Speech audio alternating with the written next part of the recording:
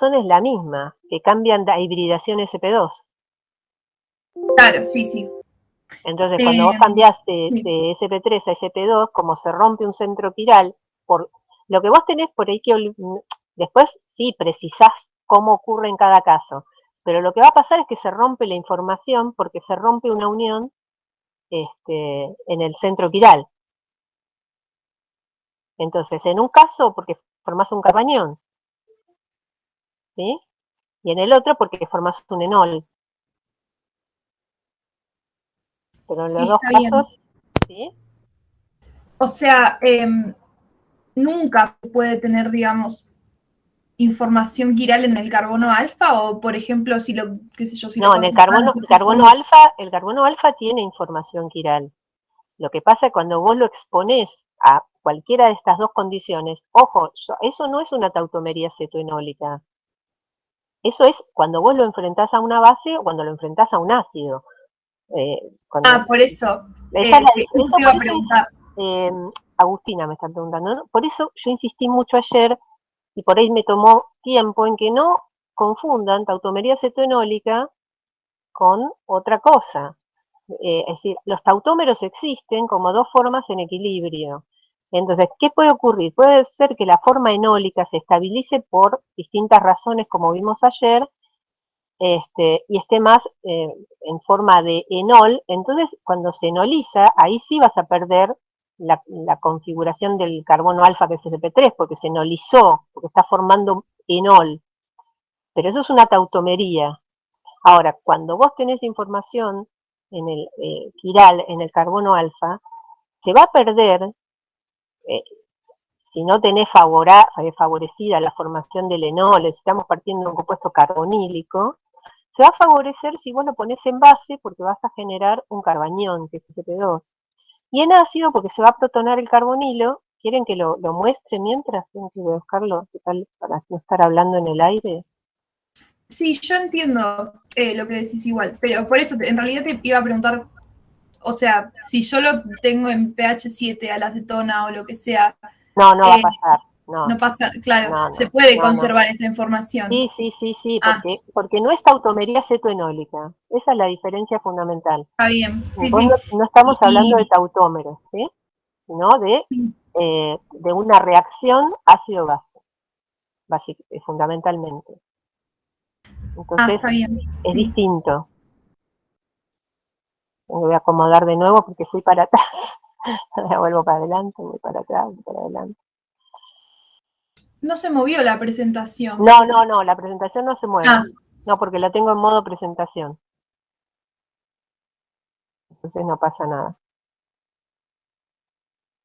No, lo muevo desde PowerPoint en modo, no en modo presentación. Ah, igual les traje otra cosa ahora que me acordé.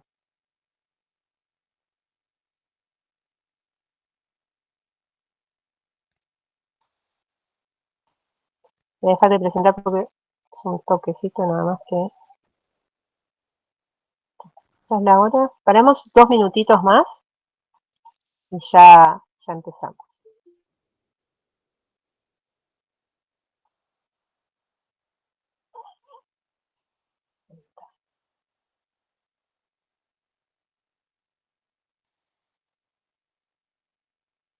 Se me mueren si empiezo por acá.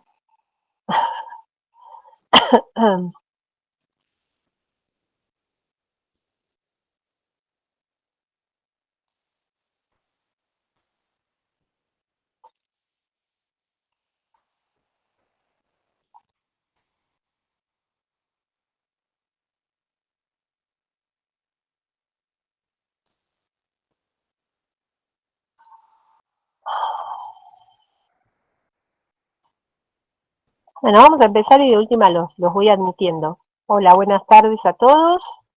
Les agregué 2 transparencias por algo que habíamos quedado ayer, que por ahí tenían alguna duda, ¿se acuerdan? De la acidez, eh, de alcoholes, fenoles, ácidos. Entonces les traje para que comparemos, bueno, la acidez de un fenol con un ciclohexanol. No está la reacción ácido-base del ciclohexanol, pero en realidad el alcohol pierde el protón generando el alcóxido. ¿Sí? Así que esa sería la que nos estaría faltando ahí. Vamos. Entonces, alguien me preguntó, no me acuerdo quién, pero ¿qué pasaba con las estructuras resonantes del fenol? Me hicieron una pregunta un poco rara para mí en cuanto a lo de cargas formales. Las cargas formales son cargas que eso se usa para calcular estados de oxidación. Y acá lo que ustedes tienen cuando hacen estructuras de resonancia, acuérdense que la resonancia se da por movimiento electrónico de electrones que forman parte de enlaces pi, hay movimiento neto de electrones. Entonces, ustedes ya conocen la estabilización del fenol, ¿sí? Esto ya lo vieron en orgánica, saben que hay una buena superposición orbitálica, que acá todos completan el octeto, que por eso el oxígeno soporta la carga positiva. Pero cuando pierde el protón, es mucho más interesante, porque si bien esto es estable, digamos, porque el oxígeno completa el octeto, etcétera, lo que vamos a tener es un problema para estabilizar estas estructuras de resonancia con cargas separadas, es decir, hay que entregar energía para mantener las cargas separadas. Cuando se produce la abstracción del hidrógeno por una base, se forma el ion fenóxido. El ion fenóxido se puede deslocalizar esta carga negativa en el anillo, ¿sí? Llegando a tres estructuras donde la carga negativa queda sobre el carbono y la última, que sería la contraria a la primera de Kekulé. Estas estructuras se estabilizan mucho mejor que las que tienen cargas separadas porque no hay que entregar energía para separar las cargas, ¿sí?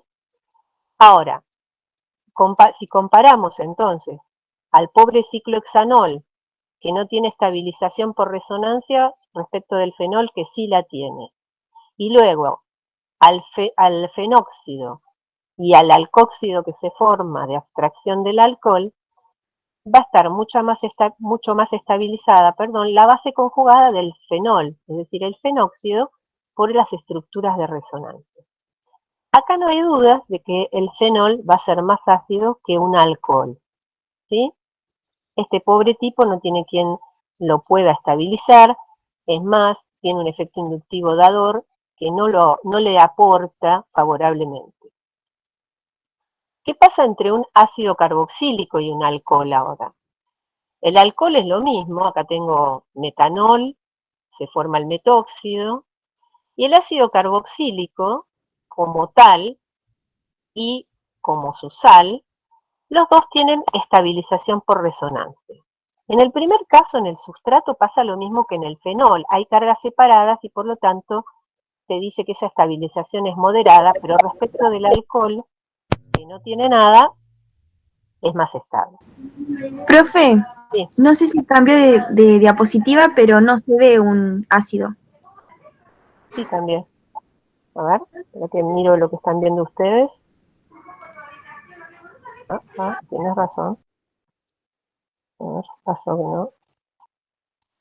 Dejé de presentar, quédense tranquilos.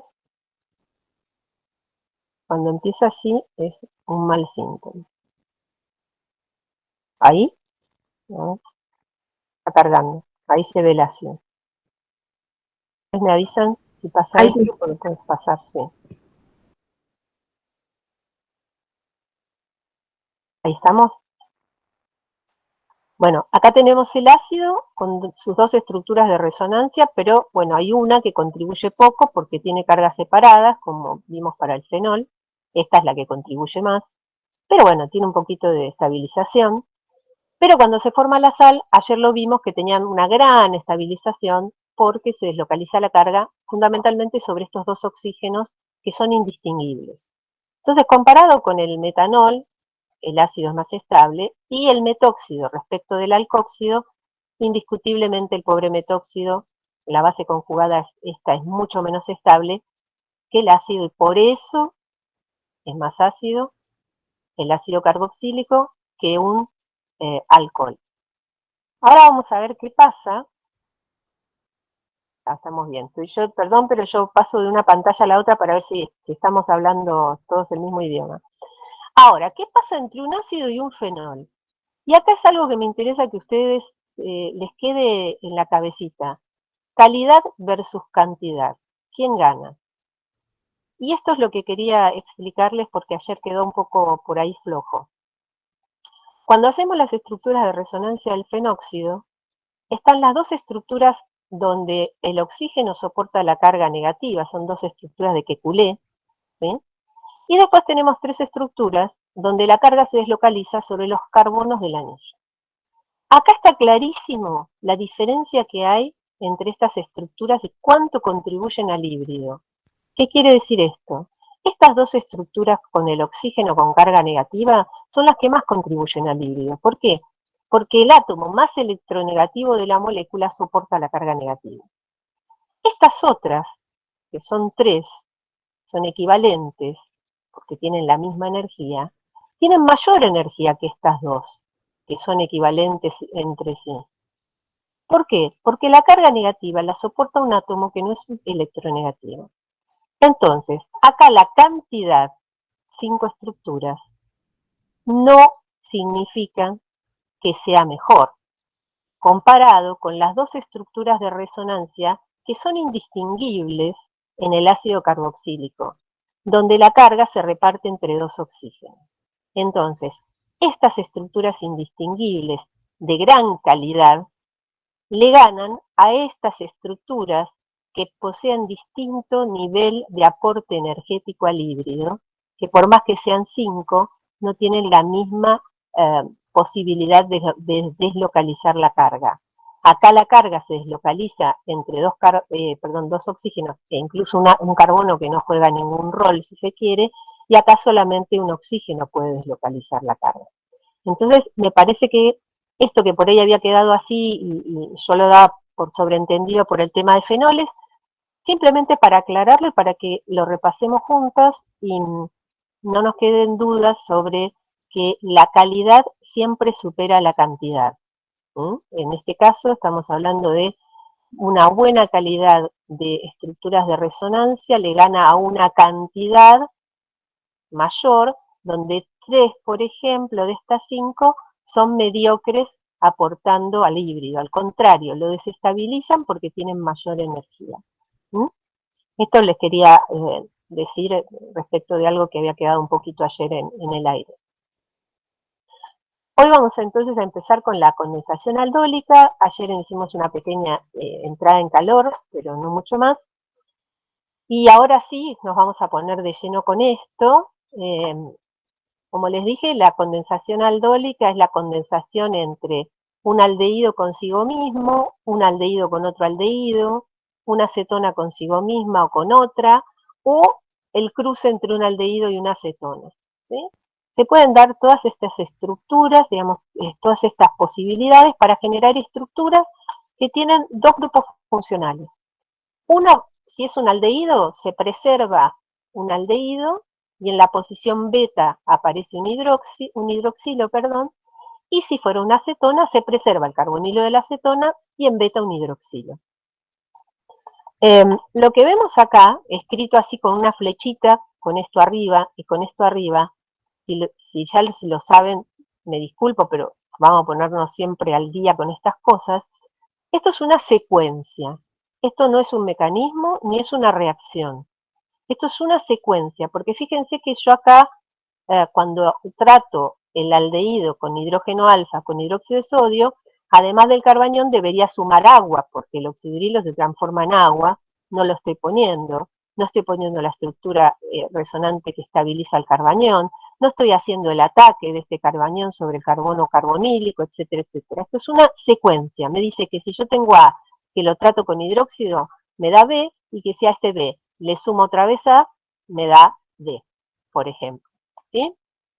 Para que estemos claros en lo que es una secuencia sintética y lo que es un mecanismo de reacción. Entonces, lo que ejemplifica la condensación aldólica son los dos roles que juegan los compuestos carbonílicos. Por un lado, y siempre presente, su déficit electrónico debido a la presencia del oxígeno, que retiene, desplaza los electrones, dejando al carbono deficiente, es decir, electrófilo, y por otro lado, la posibilidad de que si tiene hidrógenos alfa, estos hidrógenos sean abstraídos, generando una base conjugada, que como proviene de un ácido débil, acuérdense que los aldehídos tienen pK entre 17 y 19 y las cetonas entre 20 y 22, va a ser una base fuerte y un nucleófilo fuerte. Esa capacidad de nucleófilo se hace presente sobre sí mismo, es decir, atacando, esto es en autocondensación, ahora al carbono carbonílico, en adición, en una reacción de adición, para dar al producto final, que es un beta-hidroxialdehído o beta-hidroxicetona, y por ser beta-hidroxialdehído se lo llama aldol. Es una mezcla de aldehído con alcohol. Entonces, en este caso lo que vamos a tener es este nucleófilo que lo vinimos preparando desde las clases anteriores. Acá de nuevo tenemos una transformación. Acá no hay secuencia. Esto es una transformación porque no tengo los pasitos. Me dice que 2 moles de acetaldehído en presencia de una base van a dar origen a este beta-hidroxialdehído. ¿Sí? Lo mismo, esto es simplemente para que vean las distintas maneras en que ustedes pueden escribir las moléculas, y a algunos les será más práctico ver claramente este metileno, a otro no, ya se da cuenta de que esto está en beta respecto de esto. Entonces, son todas las formas en que ustedes pueden representar las moléculas, cada uno como les sea fácil. Normalmente, la mayoría de estos aldoles tienen poca utilidad en sí mismos, algunos sí la tienen, pero lo que se puede hacer después, a veces se hace en una reacción subsecuente, es decir, hasta lo cambio de vaso de reacción si quieren. Y en otras veces no es necesario y puede darse una deshidratación espontánea, es decir, no la puedo frenar, ya vamos a ver por qué se va a dar espontáneamente una deshidratación, o se puede dar también en el medio de reacción. Vamos a ver que la reacción, la condensación aldólica, puede darse en los dos medios, en medio ácido y en medio básico. Nosotros vamos a estudiarla en más profundidad, la que es en medio básico, y que en este medio básico también se puede dar la deshidratación. Yo no sé si vieron este tipo de eliminaciones en Orgánica 1, pero si no la vamos a ver ahora, no es nada muy loco. El producto de la deshidratación de un aldol da un compuesto carbonílico de alfa-beta insaturado, donde el doble enlace carbono-carbono se encuentra conjugado con el doble enlace carbono-oxígeno, generando un sistema pi extendido bastante parecido, por no decir igual, a lo que ustedes ya estudiaron para los dienos conjugados. ¿Se acuerdan que tenían un dieno conjugado y entonces había una estructura de resonancia que se extendía de una punta a la otra de este sistema pi extendido? Y lo vamos a ver, es el siguiente tema antes de terminar compuestos carbonílicos. Entonces, acá tenemos también una forma que yo se las aconsejo cuando empiecen a hacer por ahí las reacciones y la síntesis, que si quieren para practicar usen colores. ¿Por qué? Porque es muy útil. Porque entonces si a mí me dieran esta molécula, entonces yo ¿qué hago? La miro y trato de ver de dónde provino. Entonces si yo pinto acá el carbonilo, me doy cuenta que este oxidrilo surgió de la adición de este carbonilo. ¿Sí? Son 2 moles de acetaldehído. Entonces, si yo no me puedo dar cuenta rápidamente, pintando con distintos colores las partes de la molécula, me va a ser más fácil. Entonces, acá tenemos de nuevo una secuencia a donde al aldol ahora se le suma la secuencia de deshidratación, con lo cual tenemos el compuesto alfa-beta insaturado. Estas flechas gordas que ven acá se llaman flechas de desconexión o de retrosíntesis. Esto es, si a mí me dan la molécula, lo más fácil es que yo la trate de romper por lugares lógicos. Fíjense que cada vez que hablo de síntesis siempre hablo de lógica, partes lógicas, pedacitos lógicos, ¿sí? Entonces, yo ya tengo la síntesis para este lado, digamos, arriba, la tengo como una referencia, pero si no la tuviera, yo tengo acá lo que se llama un enal, es decir, porque ahora es la, combinación, perdón, de un doble enlace carbono-carbono con un doble enlace carbono-oxígeno. ¿Y de dónde pudo venir este doble enlace carbono-carbono? Bueno, pudo venir de la eliminación de un oxidrilo, y entonces, si yo tengo un aldehído acá, lo más rápido que tengo que imaginarme que tiene que haber habido acá es un oxidrilo en beta. Entonces yo puedo escribir esta flecha gorda, que no, lo que quiere decir es, esto provino de acá, ¿sí? Esto provino de acá. No estoy diciendo cómo lo hago. Simplemente después buscaré la vuelta de cómo lo hago, que es el siguiente paso. Y si este provino de acá, ¿de dónde provino? Si este es un beta hidroxialdehído, seguro que vino de una condensación aldólica. Por lo tanto, si yo rompo acá esta molécula, y lo voy a dibujar, como bien dibujo siempre re lindo yo, entonces lo rompo acá. Si rompo acá esta molécula, ¿qué ocurrió? Este puede ser el carbañón. ¿Por qué es el carbañón este lado? Porque conserva el carbonilo. Y este tiene que ser la otra molécula que recibió al nucleófilo y transformó el carbonilo en oxidrilo. Por lo tanto, este tiene que tener una densidad positiva acá. Y esta es la lógica, que las cosas negativas busquen a las positivas. Si yo rompo y me quedan dos pedazos positivos, algo estoy haciendo mal. Entonces, tal cual, acá yo tengo el carbañón y acá yo tengo el aldehído con una densidad positiva y entonces este lo va a atacar para dar finalmente lo que estábamos buscando. Esto es lo que pueden hacer cuando empiecen a trabajar con esto, que a veces a uno le sale de entrada y a otros les cuesta más. El mecanismo de reacción es muy simple y acá sí es un mecanismo. ¿Qué es un mecanismo? Un mecanismo consta de varios pasos, hay una etapa determinante de la velocidad y tengo que escribir todas las cosas que se forman en ese mecanismo. Entonces, acá tenemos de nuevo, en este caso es propanal, tenemos los hidrógenos alfa, también distinguibles en rojo, y tienen pK entre 17 y 19. La base, en este caso, es un hidróxido de potasio. La condensación aldólica no requiere, salvo casos que vamos a ver después, excepcionales, que me ocupe de utilizar, por ejemplo, LDA. En algún caso lo voy a necesitar, pero ya vamos a ver cuándo. Pero si no, puedo usar directamente hidróxido, que es lo que hacemos nosotros en el laboratorio. Trabajamos con hidróxido de potasio o hidróxido de sodio. Dependiendo de la naturaleza del aldehído, a veces tenemos que agregar un cosolvente porque el aldehído o la acetona puede ser no soluble en solución acuosa, que es el hidróxido de potasio. Entonces, la base abstrae un protón, forma agua, no me la puedo olvidar, por eso lo puse acá ayer cuando lo revisé. No se olvide de sumar el agua y se va a formar el carbañón estabilizado con el enolato, ¿sí?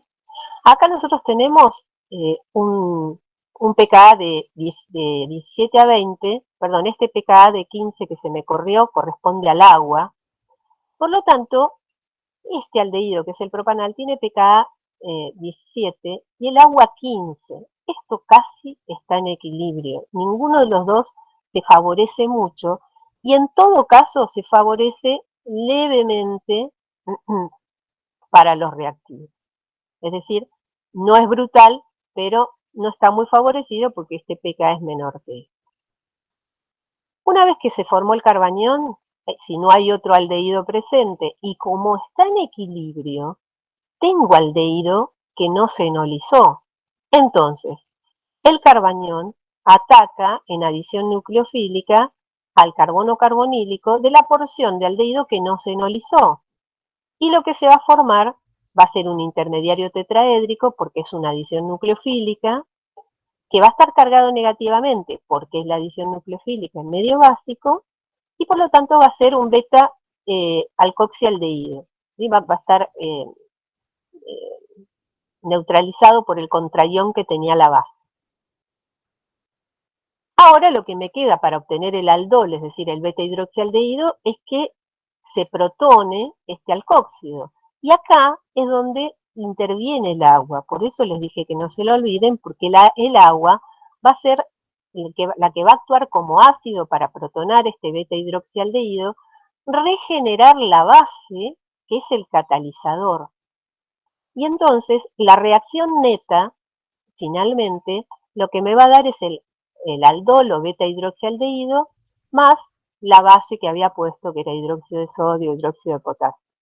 Si queremos escribir la reacción neta, debemos escribirla como un equilibrio, porque no se favorece hacia ningún lado. Fíjense que la condensación aldólica del etanal, es decir, la autocondensación, que da el 3-hidroxibutanal, tiene un 50% de rendimiento. ¿Por qué? Porque el otro 50% está en los reactivos. La reacción es reversible, no hay consumo neto de la base, y cuando vemos las curvas de perfil de energía, lo que vamos a observar es que la reacción es termodinámicamente neutra. ¿Qué quiere decir esto? Que no está favorecido ni el beta hidroxialdehído que se formó, ni el aldehído ni el aldehído de partida. Entonces, acá tenemos un primer paso, que es la reacción ácido-base, y una vez que se da este primer paso, recién se puede dar la adición al carbono carbonílico formando este intermediario tetraédrico, como ya lo sabemos. Entonces, ¿qué significa que esta reacción sea termodinámicamente neutra? Que no se favorece ninguno de los dos y que estas curvas de energía, si bien esto está un poco exagerado, no son difíciles de subir, ir y volver. Entonces, esto puede tener una ventaja y una desventaja. La desventaja es que tengo un rendimiento relativamente bajo. Y la ventaja es que la reacción se puede llevar a cabo en condiciones bastante suaves. Entonces, la condensación, perdón, vuelvo un minutito. Fíjense que en casi todos los ejemplos que les estoy dando estoy utilizando aldehídos. Y eso es importante porque no se olviden que hay uno de los pasos que es la adición nucleofílica al carbono carbonílico. Y no podemos olvidarnos de las condiciones que habíamos estudiado que favorecen a la reactividad de los sustratos en esa reacción.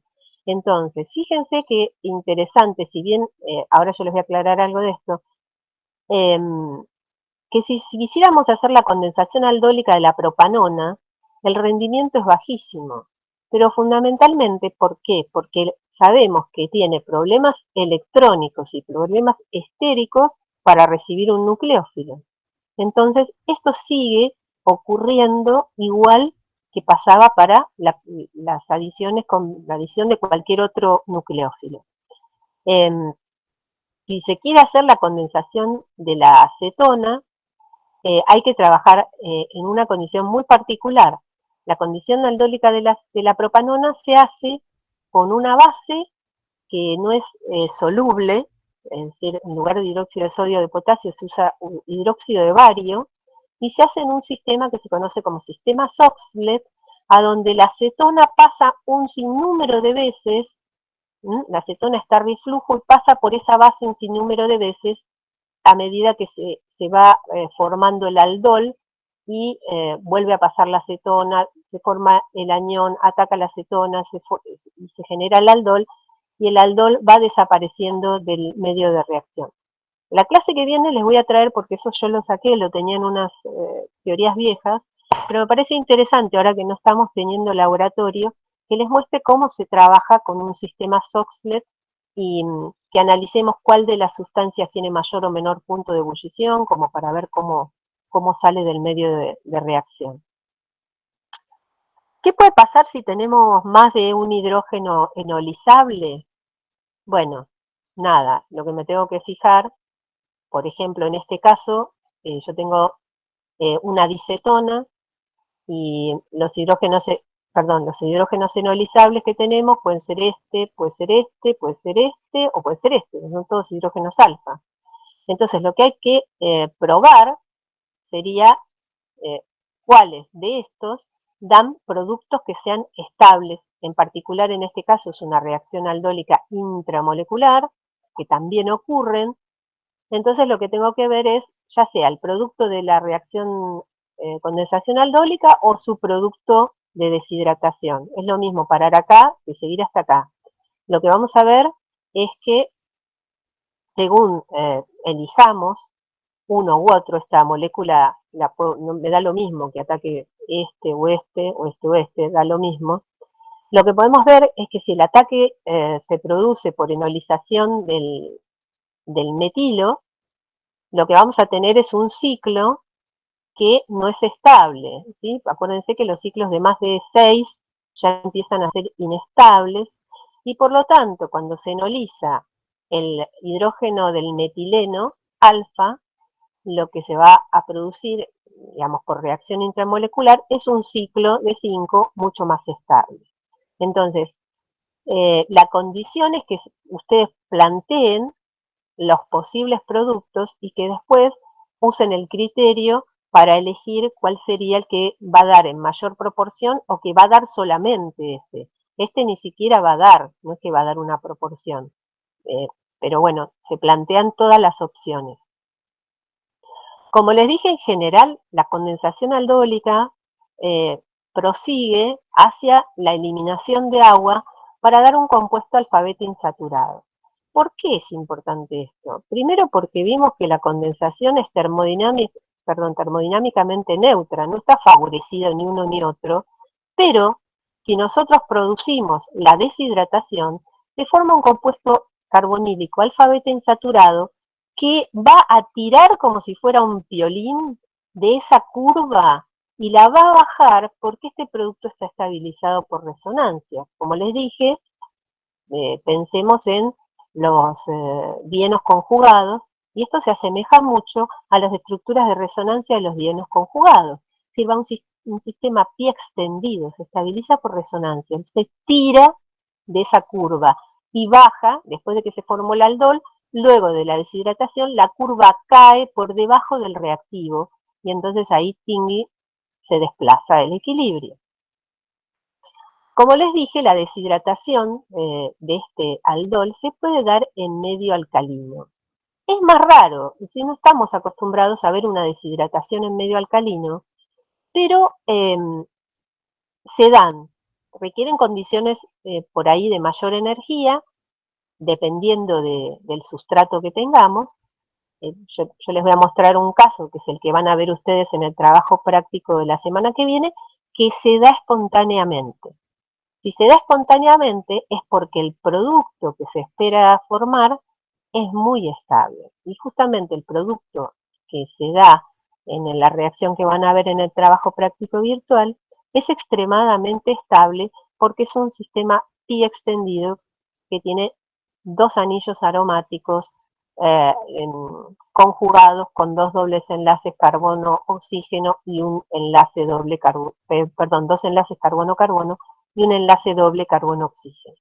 El sistema pi extendido se deshidrata, para formarse se deshidrata directamente en el medio de la reacción a temperatura ambiente.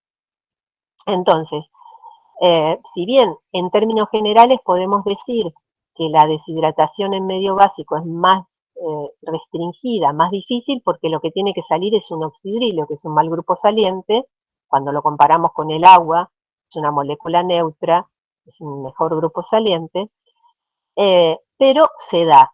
Entonces, no es necesario siempre cambiar el medio. Eso es algo importante, porque para una reacción que yo no tenga que cambiar el medio, está buenísimo. Por ahí en el mismo frasco de reacción, lo único que tengo que hacer es aumentar la temperatura. Vamos a ver cómo se llama el tipo de eliminación, pero para que se produzca esta eliminación, que se llama eliminación unimolecular de la base conjugada, ¿sí? E1CB, eliminación unimolecular de la base conjugada, eso está en inglés. Hay que seguir una serie de requisitos, tiene que seguir el sustrato. Primero, que haya un mal grupo saliente. En este caso un oxidrilo es un mal grupo saliente. Perfecto. que haya un hidrógeno alfa respecto del carbonilo en el aldol. Me tengo que fijar eso. ¿Qué quiere decir? Que acá haya hidrógenos alfa. ¿Qué pasa? Si yo llego a tener un aldol y acá hay dos grupos R, no voy a poder deshidratar porque no tengo hidrógeno. Entonces, bueno, por más que parezca un poco hasta infantil que se los diga, pero bueno, por las dudas hay que repetirlo. Y no es una reacción concertada, ¿sí? Es asincrónica, es decir, primero sale el hidrógeno y después el grupo saliente. Es decir, se forma el carbanión. ¿Sí? No es que ataca la base y sale el oxidrilo. No, no, no. Primero se tiene que formar el carbanión, se tiene que estabilizar el enolato y después el grupo saliente. Entonces, acá tenemos el mecanismo que es muy sencillo, tenemos un hidrógeno alfa, lo abstrae, se forma el carbanión y después se elimina el grupo saliente. Lo que es interesante es que la deshidratación de los aldoles en medio básico siempre da un alqueno de configuración E. Y esto está dado, digamos, esto se puede ver claramente cuando analizamos el estado de transición de las dos formas isoméricas, es decir, de la configuración E y de la configuración Z. Entonces fíjense que acá tenemos el carbanión que se formó y acá justo está el estado de transición, el punto en el cual se debería reordenar este par de electrones formando un doble enlace carbono para provocar la salida del mal grupo saliente. ¿Por qué sale este mal grupo saliente? Porque se forma un sistema mucho más estable, un sistema pi extendido. Si no, el oxidrilo no saldría nunca, porque es mal grupo saliente. Fíjense acá que no hay interacciones ni ningún tipo de impedimento o, como les digo, interacciones que desestabilicen el estado de transición para dar un alqueno con configuración E por este tipo de eliminación. Cuando hacemos lo mismo, pero ahora para ver si nos da, qué pasa cuando si se formara un doble enlace con configuración Z, acá lo que nos va a quedar es una interacción por radios de Van der Waals que va a provocar repulsiones, son interacciones desfavorables energéticamente, que va a inestabilizar el estado de transición. Y por lo tanto, hay mucho menor probabilidad de que se dé la formación de un alqueno con configuración Z por este tipo de eliminación que un alqueno de configuración E. ¿Pueden hacer la eliminación en medio ácido? Sí, pero esto ya supongo que lo saben, entonces lo pueden repasar ustedes y también pueden analizar que se favorece por una eliminación catalizada por ácidos, también se favorece la configuración E. Es decir, en este caso, sí es distinto que el anterior, se va a formar primero el buen grupo saliente y entonces que lo va a formar un ácido y la base conjugada del ácido abstrae. ¿Por qué acá sí es concertado? Porque no puedo tener un par de electrones en un medio ácido. Los carbaniones no existen en medio ácido. En medio ácido existen los carbocationes, nada más, los carbaniones se protonarían. Entonces, esto sí es concertado. Pingui, se forma el doble enlace y sale el grupo saliente. Lo repasan y si tienen dudas, ningún problema, lo vemos juntos. Ahora, yo les dije que los ejemplos que estamos viendo son bastante sencillos porque pusimos un aldehído que reacciona consigo mismo o una cetona. Ahora, ¿qué pasa si yo pongo dos cetonas? Primero que me va a dar mucho trabajo hacerlo porque la condensación de cetonas, como vieron, es más complicado. Pero bueno, esto es como un jueguito. Si tenemos la 3-pentanona y tenemos la propanona y las ponemos en medio básico, acá yo propuse que me va a dar este producto. Sin embargo, acá este producto es una gran mentira. ¿Por qué? Porque los dos tienen hidrógenos alfa. Entonces, este tiene hidrógenos alfa, las dos son simétricas, entonces se los muestro de un solo lado. Quiere decir que este hidrógeno alfa, cuando se enoliza, puede reaccionar con la propanona en adición, pero también puede reaccionar consigo mismo. Y cuando se hidroliza puede reaccionar con esta acetona, pero también puede reaccionar consigo mismo. Por lo tanto, tengo al menos 4 productos de adición nucleofílica, es decir, 4 aldoles. El que surge por la combinación de, acá tenemos 1, 2, 3 y 4, el que surge por la combinación de la propanona consigo mismo, de la 3-pentanona consigo mismo y de las cruzados, donde uno es el nucleófilo y el otro es el electrófilo, y viceversa. Desde el punto de vista sintético, la condición de mezclar dos cetonas o aldehídos con hidrógenos alfa es mala. ¿Por qué? Porque con suerte yo podría tener un 25% de cada uno de estos, es decir, una mezcla de productos. Las reacciones que dan una mezcla de productos no son eficientes. ¿Por qué? Porque después me tengo que buscar caminos para poder separar, y cada vez que nosotros hacemos caminos o estrategias o esquemas separativos, vamos perdiendo rendimiento por cada paso de esos esquemas separativos. Entonces, la verdad que no es muy útil tener este tipo de reacciones. Bueno, acá está un poquito interpretado cómo se forman, digamos, los dos enolatos, el de la 3-pentanona y el de la acetona, y acá está bien, un poquito más claro, cómo se produce el ataque de el carbanión de la 3-pentanona sobre la acetona para dar el intermediario con carga negativa y luego tenemos el producto. Si acá pueden seguir claramente la formación de los 4 productos de la condensación. Primero, la aldólica cruzada, donde este es el nucleófilo, la autocondensación, donde él es el electrófilo y el nucleófilo, la cruzada, donde la acetona es el nucleófilo, y la autocondensación, donde la acetona es las dos cosas.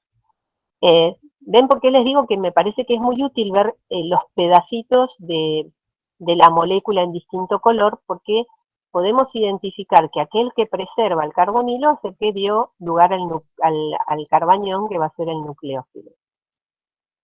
Ahora, ¿no tiene solución esto? Bueno, sí tiene. Yo les propongo alguna. Una puede ser que usemos un reactivo que no tenga hidrógenos alfa, y el otro sí. Con esto yo ya determino quién es el nucleófilo o dador, el nucleófilo es el que da electrones, y quién es el aceptor o el electrófilo. Fíjense que acá tenemos la ciclohexanona y el benzaldehído. El único inconveniente que podemos tener es que la ciclohexanona puede llegar a reaccionar consigo misma. ¿Sí? No, eso lo podemos evitar con una estrategia en el laboratorio. Pero no tiene hidrógenos alfa, así que cuando genere el anión, el carbanión, va a atacar al aldehído y va a darme un único producto. Más allá de que puede autocondensar la ciclohexanona. Pero ahora yo vamos a tratar de explicar de qué manera vamos a evitar que esto ocurra, que ocurra la condensación. Para esto lo que yo voy a necesitar es, ni bien empiece a formar el carbanión, ¿sí? Inmediatamente le tiro el otro reactivo encima, ¿sí? El aldehído. ¿Para qué? O lo hago al revés, mejor dicho, echo sobre sobre el aldehído que está en exceso. Entonces, la poca proporción de carbanión que se va formando, acuérdense que yo tengo carbanión que se forma y está en equilibrio con la forma ceto. Estoy usando hidróxido o etóxido como base. Entonces, ni bien se forma ese carbanión, ¿qué hago? Lo tiro en otro balón o otro Erlenmeyer que tenga exceso de este aldehído, entonces no va a elegir el remanente de cetona que no se ha enolizado, sino que va a reaccionar con el que está en exceso. Este de acá abajo lo vamos a ver después, no presten atención. Y bueno, como les dije, ¿cuáles son los aldehídos que no tienen hidrógenos alfa? Los más usados son el formaldehído y el benzaldehído, que son los protagonistas de la reacción de Cannizzaro, justamente porque no tienen hidrógenos alfa. Entonces, este es el mismo ejemplo que les mostré ahí, y fíjense que se obtiene un 81% de esta reacción, de este producto, y que el producto en este medio básico directamente se deshidrata. No tengo el aldol. ¿Por qué? Porque tengo un anillo que está conjugado con un doble enlace carbono-carbono, conjugado con un doble enlace carbono-oxígeno, lo cual hace que la deshidratación se dé espontáneamente, tal vez haya que subir un poquito la temperatura por el tipo de cetona que tenemos, porque el producto que se obtiene está altamente conjugado y estabilizado por resonancia. Acá tenemos el mecanismo de esa síntesis, donde en el primer paso se forma el carbanión, más agua, ahí se me mueve el mouse. Ese carbanión va a reaccionar después con el aldehído en adición para dar el intermediario tetraédrico con carga negativa.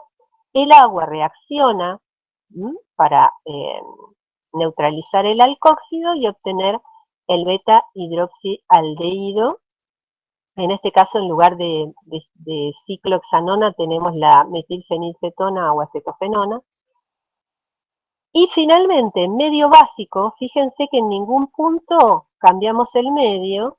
Este medio abstrae este protón, forma el carbanión, lo estabiliza como enolato, y recién después elimina, en el paso subsiguiente, elimina el oxidrilo, generando el sistema conjugado que vemos acá, que todavía es mejor que el anterior. ¿Por qué? Este se da a temperatura ambiente, porque tenemos un anillo conjugado con un doble carbono-carbono, conjugado con un doble carbono-oxígeno, conjugado con un anillo. Este sí es un sistema extendido, es muy parecido al que van a hacer en el virtual. En el virtual, en lugar de tener la acetofenona, tienen propanona con benzaldehído, y entonces ese todavía se hace más fácil porque se deshidrata directamente y tiene acá otro doble enlace conjugado carbono-carbono antes de este fenilo. Y por lo tanto estos productos además son coloreados. Son de color amarillo, y el que van a ver ustedes, que es la dibenzalacetona, este tiene un nombre de fantasía que se llama calcona, y la dibenzalacetona, que es el experimento que van a ver ustedes, tiene propiedades farmacológicas porque se usa como protector solar. Y hay uno de las partes del video, creo que lo pusimos, y si no se los paso después, que muestra justamente cómo funciona como protector solar esta sustancia, que la hacemos en el laboratorio habitualmente desde hace muchos años. Algo importante que tengan en cuenta y presten atención cuando vean el trabajo práctico virtual. Aún en este caso, nosotros podemos tener que este alqueno tenga una configuración u otra. Nosotros acá ya vimos que es fácil porque ya les mostré que hay una configuración preferencial en la eliminación que se da en medio básico, pero cuando yo tengo, digamos, esto mismo repetido de este lado, yo puedo tener más de una configuración, es decir, puedo tener más de un productos con distintas configuraciones. De hecho, en la condensación del benzaldehído con la propanona van a tener 3 productos probables, es decir, poseen distinta configuración, y lo interesante es que analicen ahí los espectros, que analicen los espectros de UV visible, y varios datos que tienen en la guía que está colgada en el campus, sobre justamente cómo analizar o cómo detectar si tengo más de un producto en una reacción y por qué se favorece uno u otro. Esto me apareció acá. Bueno, sí, es simplemente lo mismo. Me acordé ahora, porque este es el que van a hacer ustedes. El que van a hacer es la propanona con el aldehído, pero como la propanona tiene todavía hidrógenos alfa, se forma un producto intermedio que es la benzalacetona, y luego se enoliza este y se forma lo mismo de este otro lado, dando origen a la dibenzalacetona. Entonces, como les dije, parecería imposible hacer una aldólica con reactivos que tengan más de un hidrógeno alfa, y acá les pongo otro ejemplo. Entonces, fíjense, acá tenemos la propanona, se forma el anión, y bueno, me daría una mezcla de productos un poco infames. Ay, perdón. Como les dije, no sirve. Entonces, acá está lo que les quería comentar, que podemos evitar trabajar con hidróxido de sodio. Y eso es bastante interesante. ¿Por qué? Siempre que quiera obtener el aldol, lo que puedo hacer es trabajar con LDA. Porque se acuerdan que lo que tenía de ventaja el LDA es que enolizaba cuantitativamente los hidrógenos alfa. Si enoliza cuantitativamente los hidrógenos alfa, yo me puedo asegurar de que no quede nada del aldehído. Entonces, si yo lo enolizo todo al primero, pónganle, yo puedo agregar otro, una vez que esté todo enolizado. ¿Por qué? Porque no tengo más carbono carbonílico del primero para competir, y el único con el que puede reaccionar es el del segundo. En ese caso, se obtiene, perdón, solo un producto. Por lo tanto, fíjense que acá enolizamos el hidrógeno alfa de la 3-pentanona, se enolizó por completo, y entonces lo adiciono a la acetona y tengo un único producto. Puedo cambiar el orden, es decir, puedo enolizar la acetona y adicionarlo después a este que va a estar en exceso. Entonces, cuando se encuentre, así no haya quedado muy poquito de esto, ni lo mira, reacciona con el que está en exceso.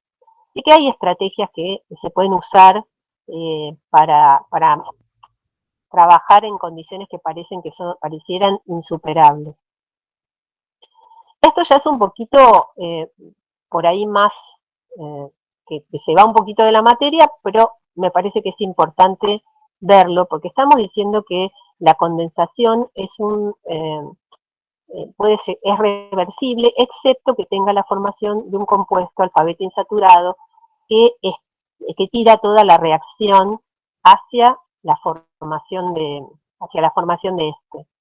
Entonces acá yo les estoy mostrando un producto alfabeto insaturado, que si yo hago rompo la molécula de manera lógica, puedo darme cuenta de que este doble enlace provino de un beta hidroxi acá, y rompiéndola lógicamente, tengo quién es el que provee el anión y quién es el que provee el catión. Entonces, lo que nosotros tenemos que ver acá es que tiene que haber una enolización selectiva, porque yo tengo otro hidrógeno, ¿sí? Si yo veo en el isopropilo, ¿sí? En el aldehído, acá hay un hidrógeno, y sin embargo se forma este. ¿Por qué se da de esa manera? Bueno, veamos cuáles son las reacciones que se dan en el medio básico y por qué no tengo el otro producto. Yo debería proponer los dos. ¿Qué es lo que pasa acá? Propongo los dos. Fíjense, hago la enolización del hidrógeno ¿sí? Del isopropilo, y la del metilo. A ver, desde el punto de vista del enolato que se va a formar, este parecería ser el más estable porque es el que está más sustituido, y este el menos sustituido. Pero sigamos adelante. Acuérdense que la condensación, todo el paso de condensación, ¿sí? Hasta acá, son todos pasos reversibles. Entonces, ¿qué pasa cuando se adiciona? Esto es benzaldehído, se forma el alcóxido, con el agua que se formó acá, me da el beta hidroxialdehído. ¿Qué pasó acá? Este aldol no se puede deshidratar, era lo que yo les decía, no tiene hidrógenos. Por lo tanto, no hay manera de que esta parte de la reacción se desplace. Es decir, esto está en constante equilibrio con este reactivo. ¿Y qué pasa por este otro camino? Lo mismo, se forma el alcohóxido con el agua, me da el la beta hidroxicetona, pero tiene hidrógeno sal. Entonces, en esta condición, la base abstrae el hidrógeno alfa, provoca la deshidratación en medio alcalino, dando el compuesto alfa-beta insaturado que tira irreversiblemente todos estos equilibrios. Finalmente, esto si se pudo formar un poquito, sirve de reservorio y cuando me voy quedando sin reactivo, voy desarmando este que se formó, porque total gana esta reacción. Se tira desde acá y baja la curva de energía y es el producto preferencial. Este no se forma porque no se puede deshidratar, excepto que yo encuentre un camino para congelar la reacción en este producto, no se va a dar directamente. Bueno, las condensaciones aldólicas intramoleculares las vimos así un poquito rápido, pero es lo mismo. Es decir, yo tengo que tener hidrógenos alfa y carbonilos en la misma molécula. Esta reacción intramolecular va a tener el mismo condicionamiento que tiene la intermolecular, perdón. Por lo tanto, va a estar en equilibrio, me va a dar un rendimiento del beta hidroxi del 50%, pero si logramos deshidratar, ya sea por levantar la temperatura en medio básico o ya sea por cambiar el medio, se tienen altos porcentajes de rendimiento de una cetona, en este caso cíclica, alfa-beta insaturada. Todo esto, que se forme una cetona cíclica y que sea alfa-beta insaturada, favorece la formación de este producto estabilizado por resonancia. Nos encontramos en 5, 6, 7 minutos, 2 y algo, y seguimos. Piensen si tienen alguna pregunta para que empecemos primero respondiendo las dudas de esta parte y después seguimos.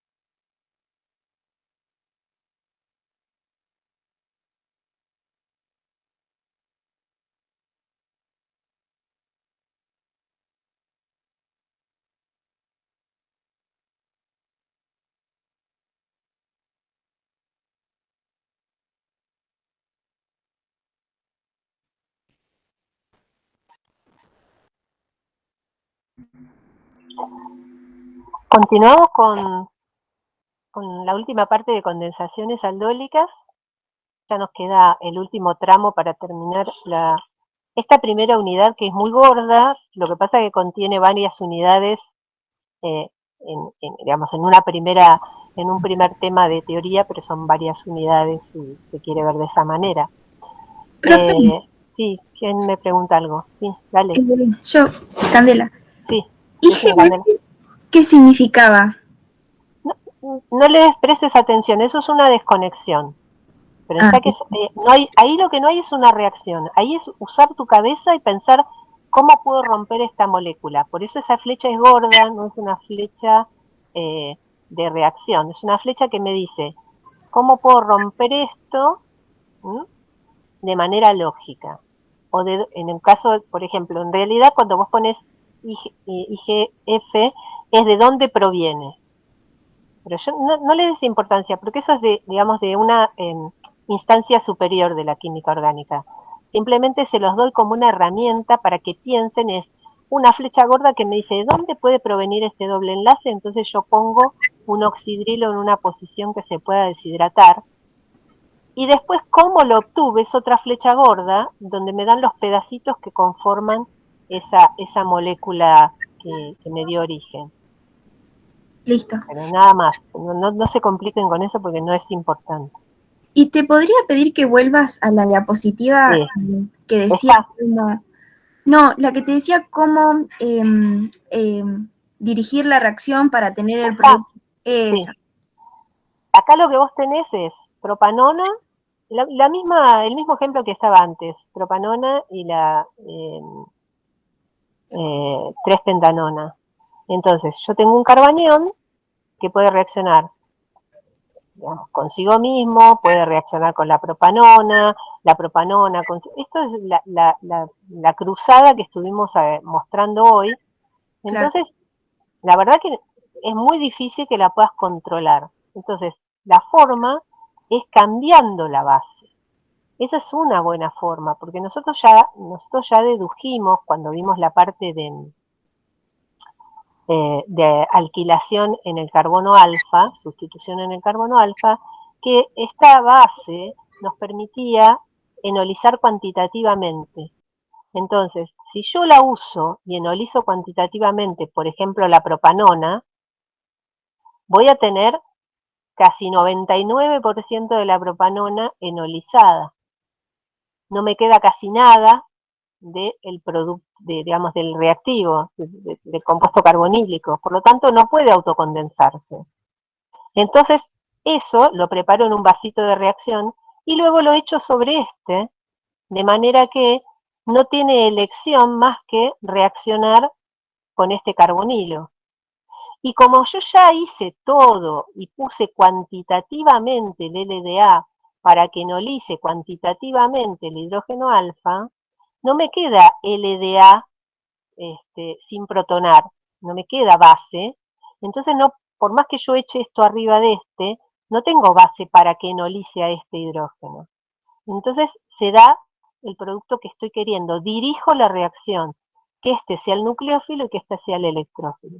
Si lo quiero hacer si quiero hacer la contraria, lo que voy a hacer es enolizo completamente este hidrógeno y luego lo echo sobre que no va a estar en presencia de base, sino que directamente le echo el anión para que ataque nucleofílicamente a este carbono carbonílico.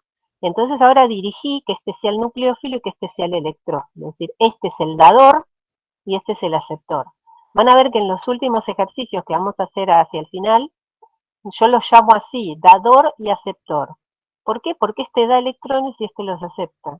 Entonces, en lugar de decirle el nucleófilo, electrófilo, carbono carbonílico, cada vez que haya algo que tenga pares de electrones, yo le voy a decir dador, y cada vez que haya uno que acepte, es decir, que tenga densidad positiva, va a ser aceptor. ¿Esto era lo que querías revisar? Listo. Sí, era eso. Bárbaro. Seguimos. ¿Profe? Bueno, hay otras estrategias. Perdón, ¿alguien quería preguntar algo más? ¿Por las dudas? Sí, justo antes de, no te quería interrumpir. No, decime. ¿Pudiste llegar a ver si el whey hablaba de condensación? No tengo la segunda parte. Viste que te Ah, dije que yo creía que yo tengo la primera, no tengo la ah, segunda parte. no, Igual está bien. lo voy a pedir porque alguien lo tiene que tener electrónico. Sí, sí. Yo la verdad que lo busqué ayer y no lo tengo. Sí, me había olvidado. Gracias por hacerme acordar. No, igual no hay problema, yo después lo No, pero les consigo y lo tengo que envío. preguntar porque los chicos que están en la uno y en biólogos seguro que lo tienen. Yo, ya te digo, tengo el primero porque lo bajé gratis en algún momento, Ujú. que es el que está más disponible gratis, y el segundo volumen no lo tengo. Yo porque capaz soy un poco más lenta para, para orgánica, entonces No se es me cuestión beneficia de ser, leerlo y... no es cuestión de ser lento o rápido, es decir, uno tiene que, son conceptos que tenés que rumiar, digo yo, uno lo va rumiando porque necesitas entenderlo, Claro, necesitas verlo de distintos puntos de vista, y bueno, siempre la aproximación más sencilla, mientras sea correcta, es la que mejor te va a favorecer. ¿Yo qué claro. tengo acá? Yo tengo otro libro que es bastante lindo, pero no sé cuántos lo tienen o si tienen acceso, es el Carey de Química Orgánica. Alcaré. Sí, es un lindo libro. Es un libro, está bien. Y ese sí lo tiene. Esto lo estoy viendo acá. Ah, bueno, bueno. Ese sí lo tiene. Bueno, Solomon también se les había dicho. Bueno, Eh, dale, lo voy a tener en cuenta, gracias. sí. Y creo que lo conseguís fácil, libre en PDF. No sé Ah, si dale, lo buenísimo. conseguís en castellano, pero está. Está. Buenísimo, gracias. Listo. Este es uno último, más que nada para seguir molestándolos, para que se entusiasmen un poco con lo que es la síntesis. Y acá de nuevo, ¿de qué manera yo puedo elegir que vaya un hidrógeno o el otro? Y fíjense de nuevo que si va este me va a dar el enolato menos estable y este el más estable. Pero ¿qué pasa? Cuando hago toda la reacción intramolecular, llego a un producto que es un ciclo buténico, que se imaginan que de estable tiene muy poco. Mientras que si yo abstraigo este hidrógeno, cierro el anillo, tiki tiki, hasta la deshidratación, se forma una 3-metil ciclohexanona estable. Este tiene menos tensiones angulares que este, si bien los dos son alfa-beta insaturados, pero este es mucho más estable. Entonces, de nuevo, este lo que hace es como que actúa en una cinchada, tirando de la soga de energía para su formación. Cualquier mínima cantidad que se haya formado de este producto que es inestable va a revertir a la formación del producto más estable. Entonces tengan en cuenta cuando tocan ejercicios que les dan, no sé, más de una posibilidad. Acá yo no tengo que elegir ninguna condición de reacción, esto se da naturalmente, pero ustedes deberían plantear, no sé, eh, un ejercicio que diga, la enolización del hidrógeno 1 se favorece sobre la del hidrógeno 2. ¿Por qué? Entonces ustedes deberían explicarlo de esta manera, por qué este da este producto y este da este producto. ¿Sí? De paso les voy contando algún tipo de ejercicios que nosotros tomamos y qué esperamos o cómo esperamos que se contesten. Para que vean que la química orgánica sirve para algo, además de estar en el laboratorio, yo les agregué acá una transparencia, además de esta, una más donde se ve bien el mecanismo. Eh, Van a ver que muchas de las reacciones que se dan en medios biológicos responden a reacciones que vemos acá como si se dieran nada más que en un frasco de reacción, en un Erlenmeyer o en un balón. No, las reacciones se dan también en medios biológicos. ¿Por qué? Porque son reacciones carbaniónicas. ¿Por qué se dan en medios biológicos reacciones carbaniónicas? Porque el pH fisiológico está por encima del neutro. Entonces lo más lógico es que los ácidos se encuentren como sales y que por lo tanto las reacciones que se den tengan intermediarios que sean carbaniónicos. Y este es un ejemplo. El ejemplo que les voy a mostrar es la reacción va en los dos sentidos, es decir, perdón, es la síntesis de la D-fructosa 1,6-difosfato, que es un intermediario que se encuentra en el metabolismo de los carbohidratos, pero es una reacción reversible se da por la condensación de la 1,3-dihidroxipropanona fosfatada y del gliceraldehído también fosfatado, en presencia de una enzima. Esta enzima cataliza la reacción de formación, es decir, la aldólica, pero cataliza la reacción inversa, es decir, la retroaldólica. Entonces hay una que va en el sentido de la gluconeogénesis, es decir, de la síntesis, y otra que va en el sentido de la glicólisis, es decir, van los dos sentidos, en la síntesis y en la descomposición en el camino de los carbohidratos. Entonces, como les dije, vamos a partir de estos dos, que tenemos acá, es la hidroxipropanona fosfatada y el gliceraldehído fosfatado, y acá los tenemos de esta manera, como la hidroxicetona propanona fosfatada y el gliceraldehído, perdón, al revés, ¿no? Tenemos los dos, los mismos que están acá. Lo que se va a formar entonces, por condensación, y por eso están con distinto color, se va a formar un producto de la reacción, que es la fructosa 1,6, en este caso, bueno, bifosfato, no están puestos, sí, se suele decir bifosfato o difosfato. Esta reacción se da en la superficie de la enzima, pero la enzima tiene en el sitio activo zinc más 2. Y lo que va a hacer el zinc más 2 es estabilizar al anión que se va a ir formando. Entonces, se produce la abstracción de un hidrógeno alfa. Este hidrógeno alfa lo que va a hacer es, se va con la base y forma este intermediario, es decir, lo que nosotros conocemos como un enolato. Acá se estabiliza con el ion zinc. Y luego lo que se produce es la adición sobre la otra molécula y se genera, se regenera el zinc, se recupera se regenera el zinc, se recupera la enzima, y lo que tiene es que por ser una reacción enzimática, lo que tenemos es solamente uno de los dos enantiómeros que se va a formar. La reacción es estereoespecífica, simplemente porque las reacciones enzimáticas son estereoespecíficas, es decir, se dan en el sitio activo de la enzima, que es un catalizador biológico, y no me va a dar otro.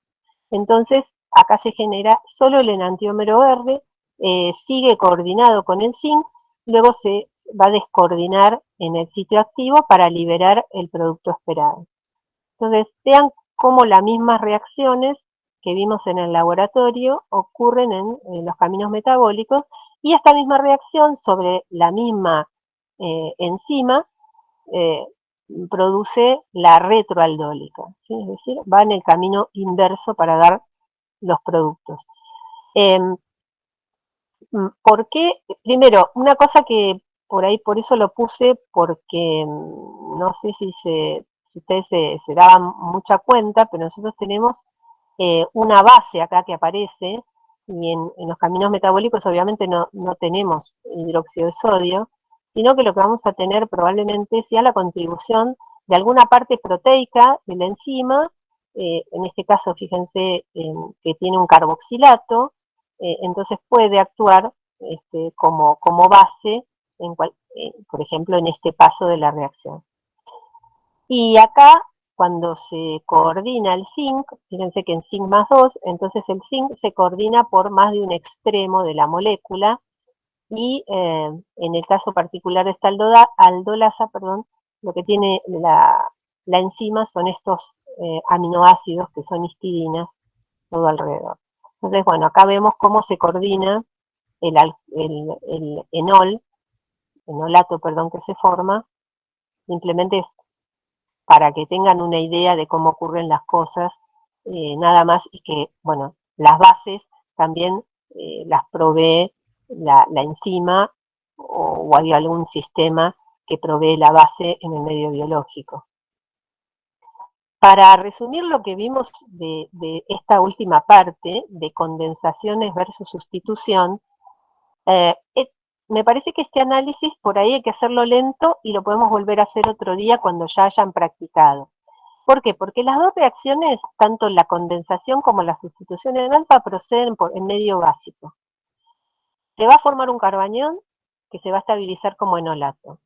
Por lo tanto, yo puedo pensar que pueden competir, porque no tengo por qué necesariamente pensar que me va a dar nada más que la sustitución o nada más que la condensación aldólica. Pero, acuérdense que la sustitución en alfa, nosotros casi pusimos como excluyente que se usara una base fuerte, como el LDA o el terbutóxido. De manera que vaya consumiendo de forma cuantitativa el hidrógeno alfa, generando cuantitativamente el carbanión. Si lo hacemos de esa manera, también habíamos visto que la reacción se favorecía mucho la formación del enolato, entonces no queda compuesto carbonílico. Esto hace, lo vimos recién, que no pueda volver a reaccionar consigo mismo. Entonces lo único que tengo es enolato. Si ese enolato lo enfrento a un halogénuro de alquilo, no voy a tener más que la posibilidad de que reaccione con él en una sustitución tipo SN2 como vimos ayer. Por ejemplo, acá lo que estamos viendo para la ciclopentanona. Lo gasté todo, no me quedó nada, no puede reaccionar para atrás. Si lo hago con hidróxido de sodio, con etóxido, que además son nucleófilos, y no, voy a tener un equilibrio, entonces voy a tener parte de este que va a reaccionar con este, pero también se va a sentir atraído por el carbonilo como electrófilo, y de nuevo no me sirve. Si no tengo una enolización completa. En el caso de la condensación, nosotros necesitamos una cantidad catalítica de base. ¿Por qué? Porque yo quiero que condense, si es una autocondensación, quiero que condense consigo mismo. Entonces no tengo ningún problema, porque yo quiero que condense consigo mismo, y como no tengo otro electrófilo presente, como en el caso de una sustitución en alfa, se favorece la formación del compuesto o del derivado aldólico. Tengo poco carbanión y tengo mucho compuesto carbonílico que no se enolizó, está en exceso. Entonces lo poquito de carbanión que hay se añade nucleofílicamente al compuesto carbonílico y eso hace que se vaya generando más carbanión que se va reaccionando con compuesto carbonílico. Entonces, ahí no tenemos ningún problema. Para la condensación aldólica podemos usar una concentración baja de base. Por ejemplo, ahí yo les pongo 0,05 moles por cada sustrato. Por lo tanto, se trabaja con concentraciones bajas, no hay ningún problema. Mientras que cuando ustedes trabajen en una sustitución en el carbono alfa, necesitan trabajar con una base fuerte y con cantidades cuantitativas, es decir, que enolice cuantitativamente a los hidrógenos alfa.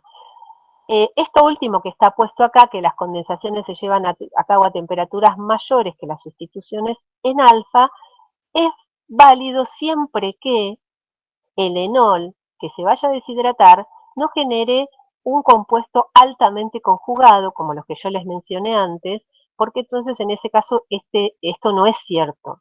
Se puede dar a temperatura ambiente, como también se los mencioné antes.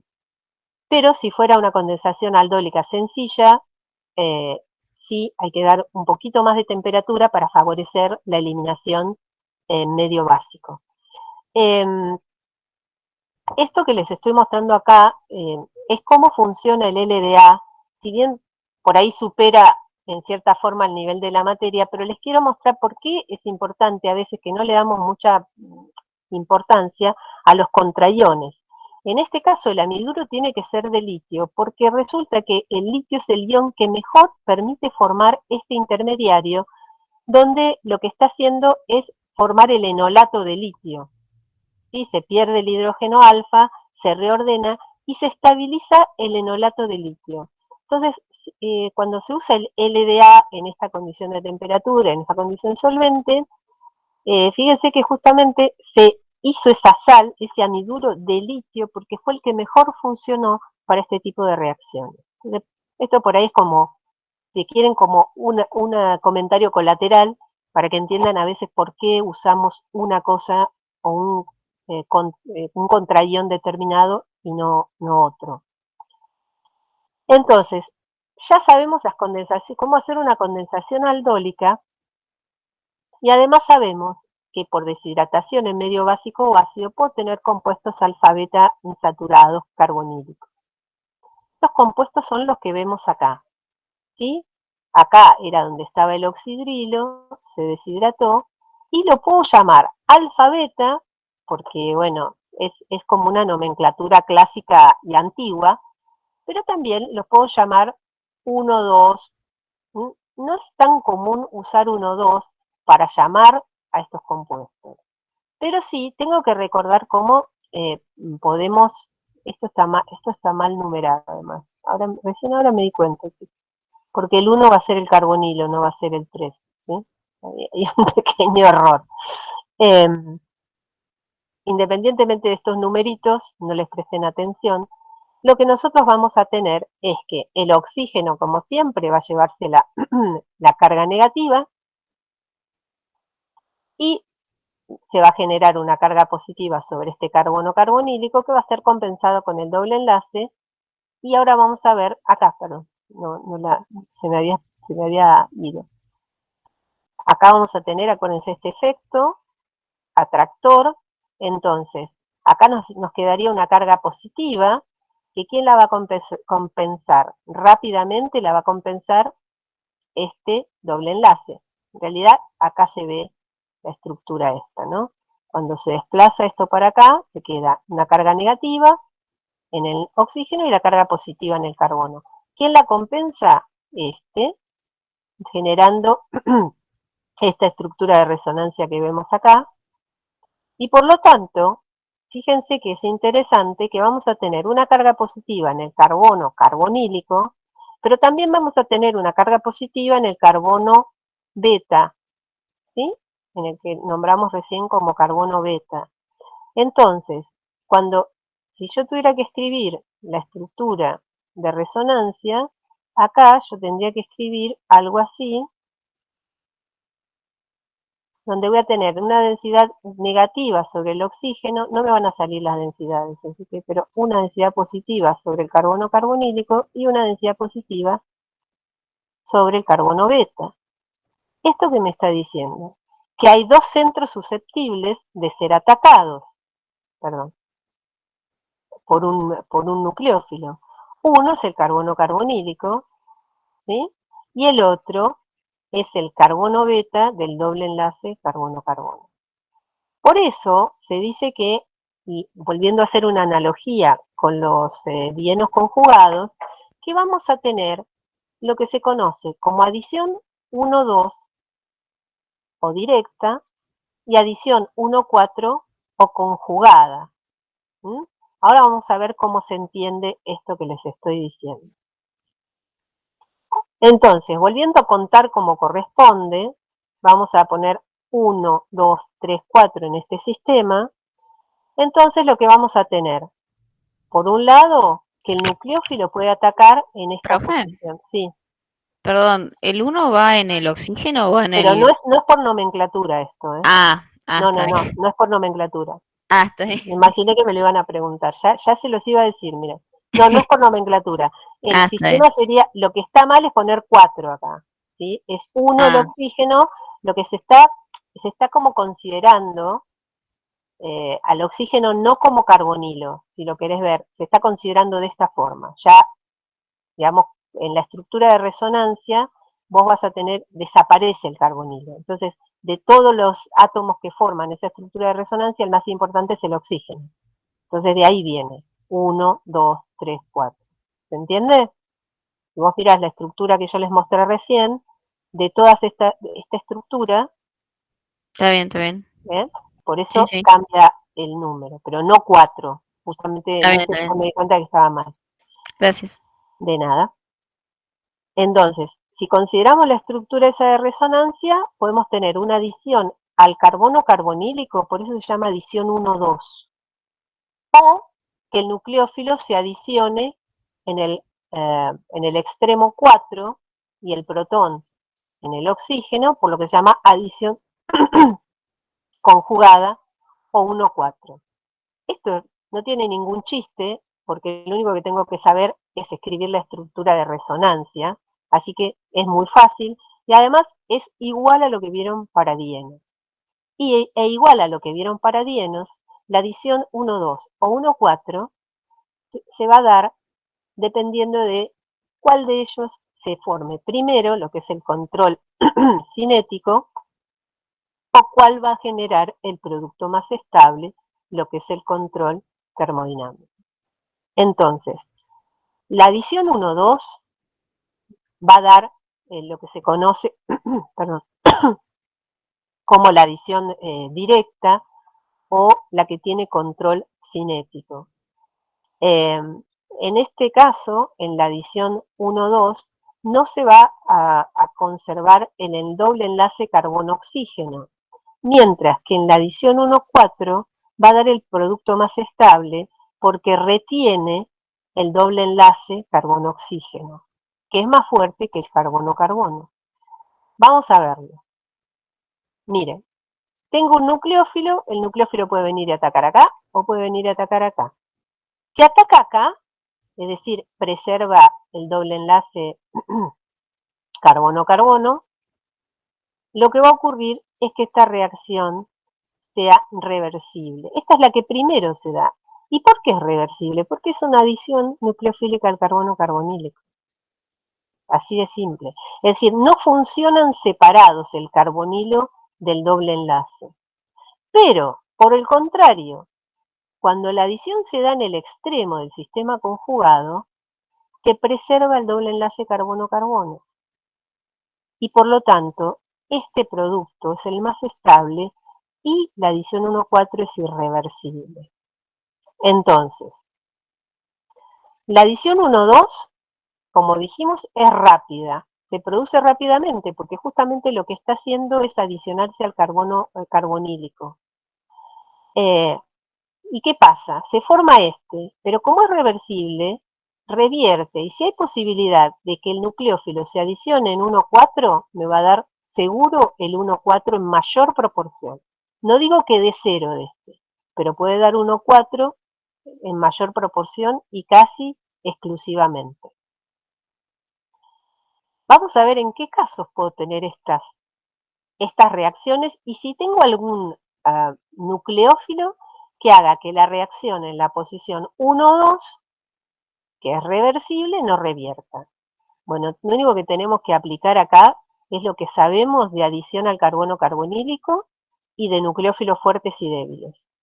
Fíjense que los nucleófilos fuertes, como puede ser un reactivo de Grignard, es decir, tengo un alquiluro, puede adicionarse en 1 o en 4, es decir, generar el producto de adición carbonílica, preservando el doble enlace carbono, o el enlace con adición conjugada, preservando el doble enlace carbono-oxígeno.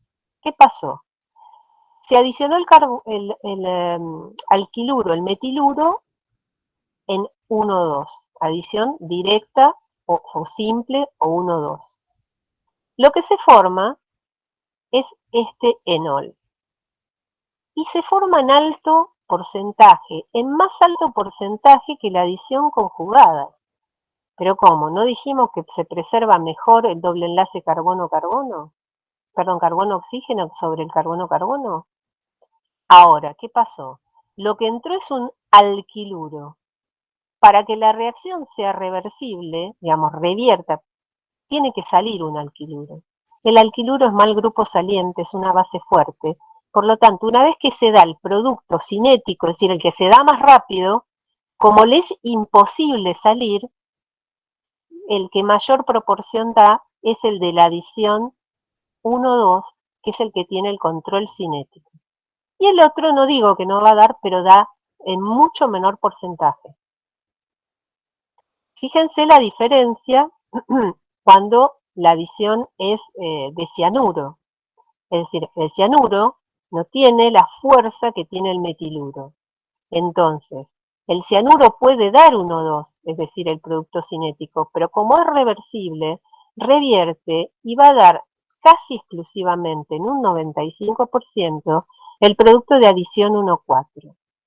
¿Sí? Entonces, de nuevo apelo a estas cositas que están en color que son muy útiles. Cuando ustedes vean que tienen un carbonilo y que en la posición beta aparece algo colgando, piensen si esto no puede provenir de una adición conjugada 1,4.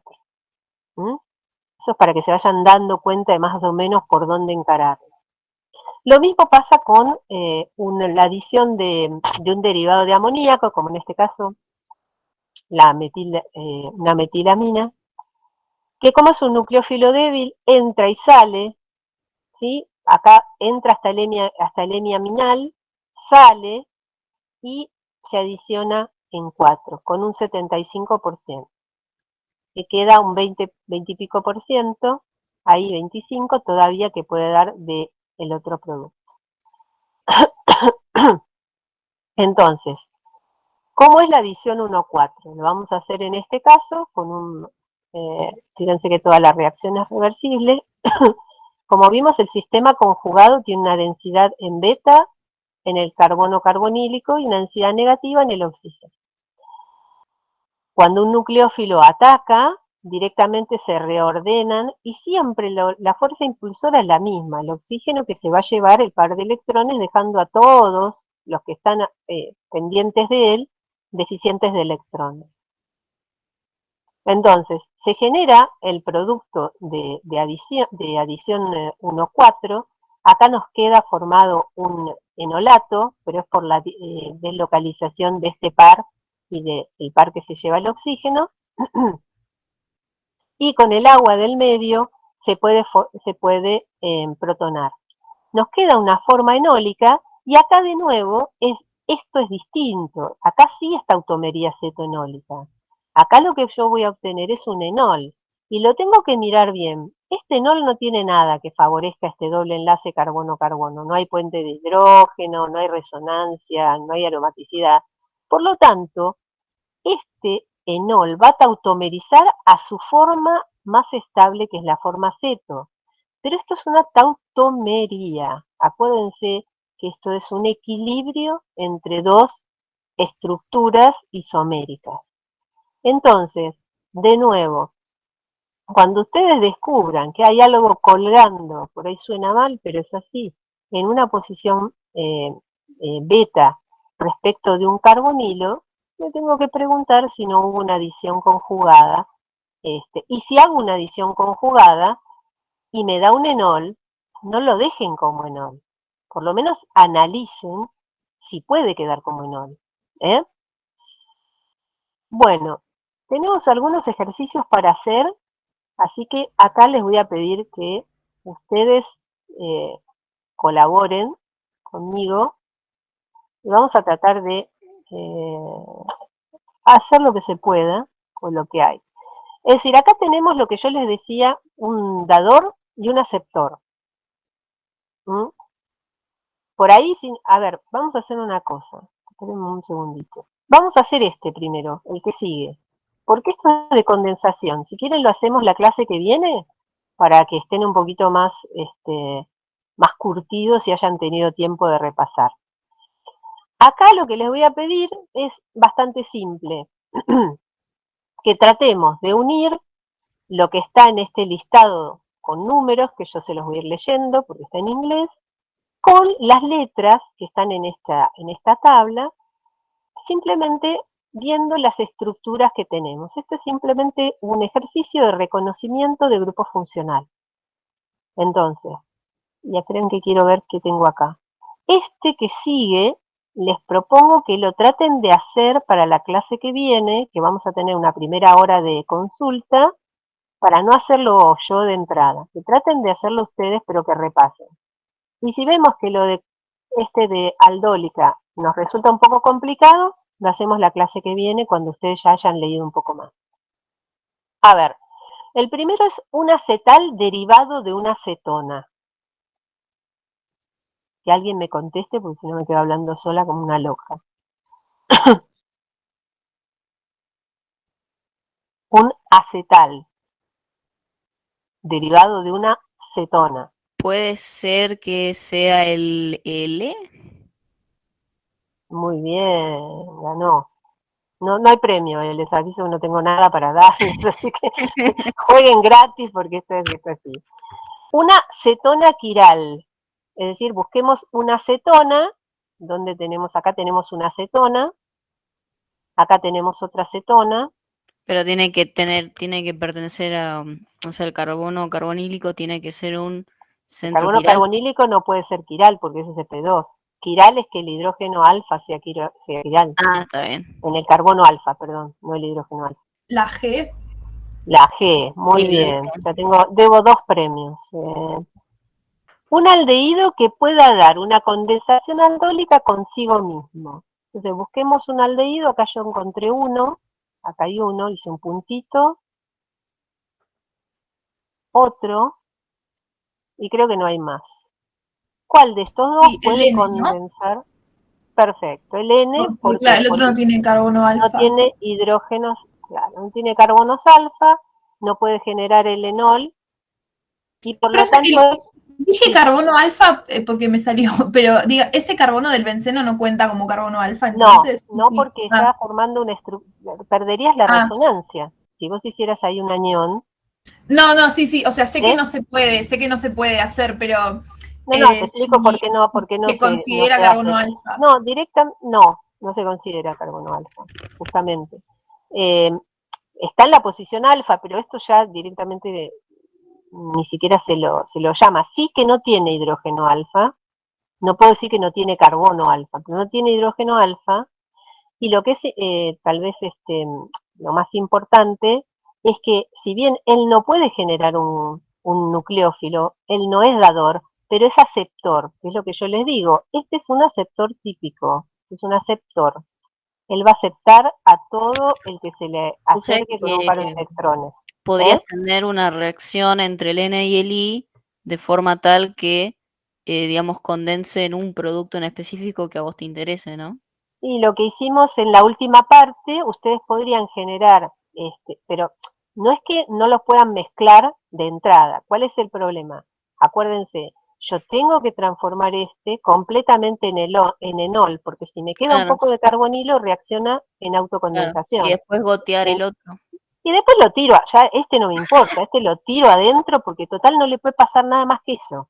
Claro, Es una forma muy bruta de decirlo, pero el único que me interesa manejar con cierta precaución es el N, porque claro. necesito que con LDA se enolice todo y que no me quede nada.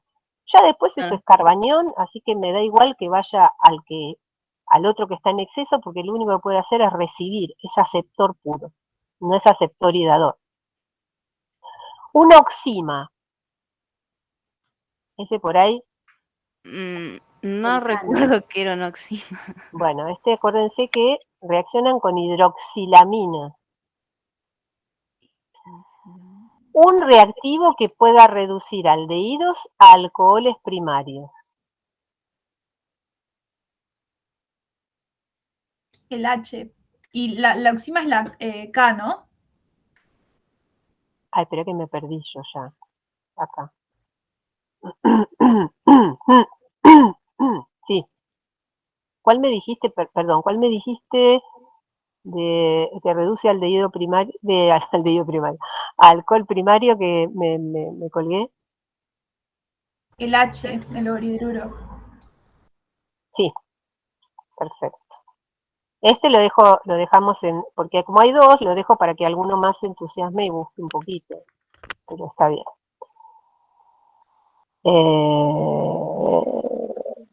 Ya está. Una acetona alfabeta insaturada. Bueno, ahí se reconoce fácil porque la acabamos de ver varias veces. ¿Sería la C? Uh-huh. Está bien. Un reactivo que oxida aldehídos a ácidos carboxílicos o a sales sería de los ácidos carboxílicos.